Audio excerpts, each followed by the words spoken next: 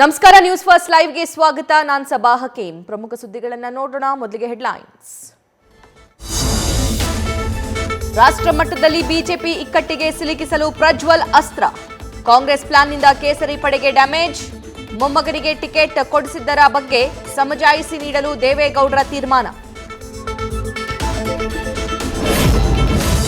ಯಾವುದೇ ಸಂದರ್ಭದಲ್ಲೂ ಸಹೋದರನ ಬೆನ್ನಿಗೆ ನಿಲ್ತಾ ಇದ್ದ ಕುಮಾರಸ್ವಾಮಿ ಅಶ್ಲೀಲ ವಿಡಿಯೋ ಕೇಸ್ನಲ್ಲಿ ರೇವಣ್ಣ ಏಕಾಂಗಿ. ಆಪ್ತರಾಗಿದ್ರು ಸಿಎಂ ಕೂಡ ಅಂತರ. ಒಂಟಿ ಹೋರಾಟ ಮಾಡ್ತಿದ್ದಾರೆ ಜೆಡಿಎಸ್ ಶಾಸಕ. ಮ್ಯಾಜಿಸ್ಟ್ರೇಟ್ ಜಡ್ಜ್ ಎದುರು ದೂರುದಾರೆ ಹೇಳಿಕೆ ದಾಖಲಿಸಲು ಸಿದ್ಧತೆ. 164 ಸ್ಟೇಟ್ಮೆಂಟ್ ಬಳಿಕ ಕೇಸ್ಗೆ ಹೊಸ ತಿರುವು. ಕೇಸ್ನ ತನಿಖೆ ಯಾವ ಆಯಾಮದಲ್ಲಾಗಬೇಕೆಂಬ ಬಗ್ಗೆ ನಿರ್ಧಾರ. ವಿಡಿಯೋ ಹರಿಬಿಟ್ಟವರಿಗೂ ತಪ್ಪೋದಿಲ್ಲ ಸಂಕಷ್ಟ.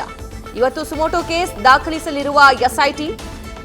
ಐಪಿಸಿ ಸೆಕ್ಷನ್ 293 ಹಾಗೂ ಮಾಹಿತಿ ತಂತ್ರಜ್ಞಾನ ಕಾಯ್ದೆ 2000 ಅಡಿ ಪ್ರಕರಣ ದಾಖಲು ಸಾಧ್ಯತೆ.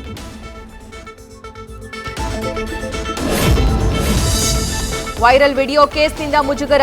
ಭದ್ರಕೋಟೆ ಮೇಲೆ ಹಿಡಿತ ಕಳೆದುಕೊಳ್ಳುತ್ತಾ ಜೆಡಿಎಸ್. ಹಾಸನದಲ್ಲಿ ತೆನೆ ಹೊತ್ತ ಮಹಿಳೆಯ ಬಲ ಕುಗ್ಗುವ ಬಗ್ಗೆಯೇ ಜೋರಾಗಿದೆ ಚರ್ಚೆ.